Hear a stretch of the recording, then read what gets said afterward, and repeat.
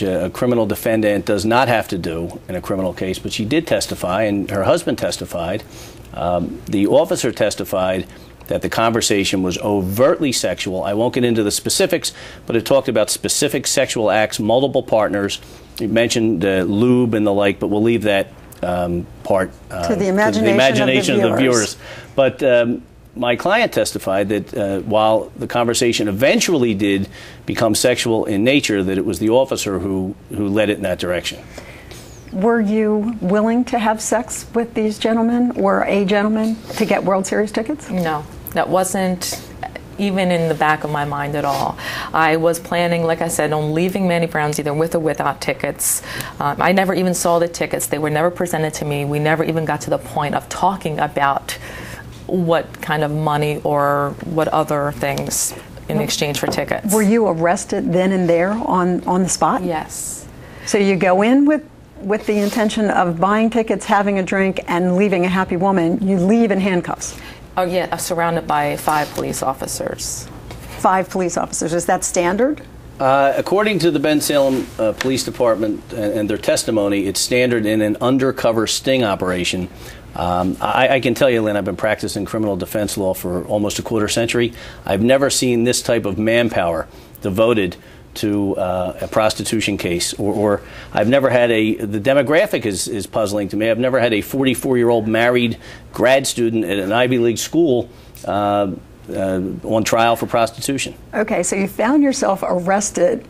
I want to be the fly on the wall when you have to call your husband and say, yeah, this plan went askew. What was the reaction there? First from yourself and then from your loved ones.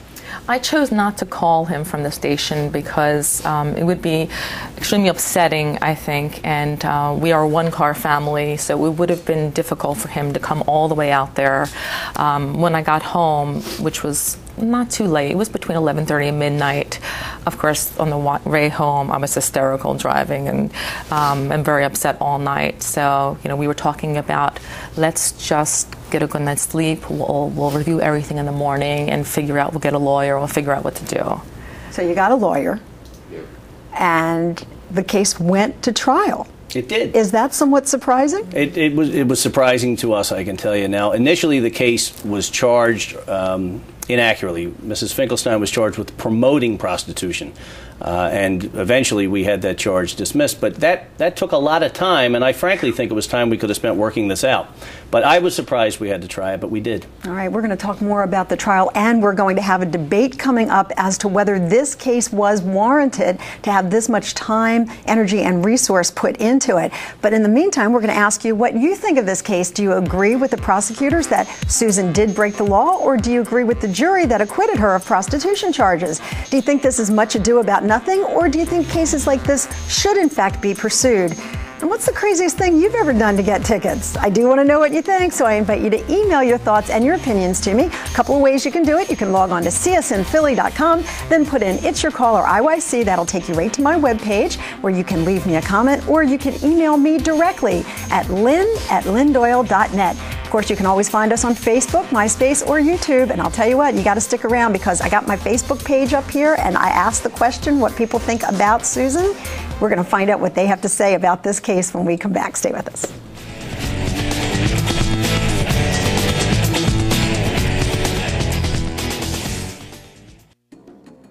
Transportation for It's Your Call guests provided by Preferred Car and Limousine.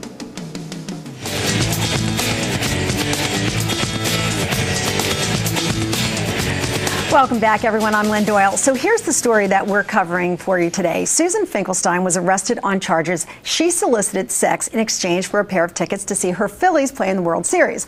Her lawyer argued in court that she was just being creative and got her an acquittal on the prostitution charges. But she was still found guilty of attempting to commit prostitution. Our question to you now is, was this case necessary at all? Tariq El-Shabazz says yes, but Louis Basico, a prominent defense attorney, says it wasn't. They're joining our discussion now. Gentlemen, great to have you here with us. Thank you. Nice to be here. All right, Tariq, I always bring you in as a former assistant prosecutor. Tell me why it was necessary to pursue this case. Well, I think it was necessary because the law was broken. And I think that if a law is broken, then it is necessary to pursue it. Now, whether or not it was necessary to go to a jury trial, that's something to be determined by Bucks County, and it was determined by them. They thought it was necessary to do that. I don't think it was necessary to do that. But absolutely, based upon the evidence as I understand it, and specifically as I have just heard it, it clearly seems to me that it was solicitation for prostitution. Why? Well, the ad in and of itself, but don't leave it with just the ad. Then the ad and the pictures. The ad and the pictures, it seems to me, is 1 + 1 = 2. Then we get there and we're having a conversation, and based upon the ad, the pictures, and the tenor of the conversation, it seems to me that it is consistent.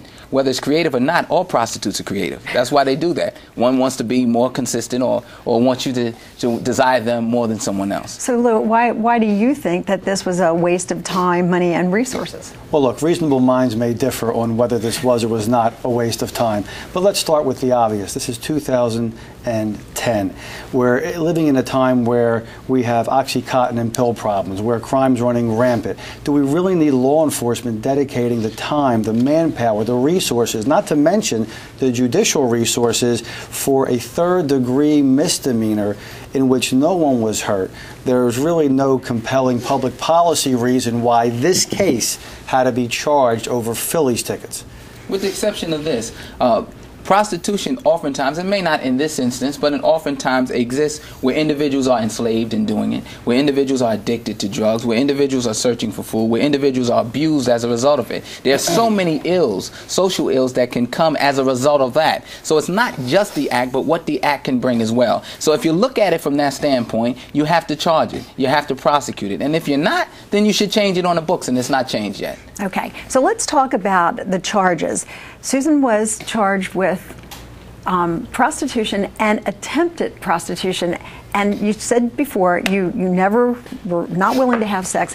Had you ever used the word prostitute or whore to describe yourself? Absolutely not. I don't speak that way. I was really shocked to hear the police say that I said those things, and it seemed really outlandish because I definitely did not say anything like that.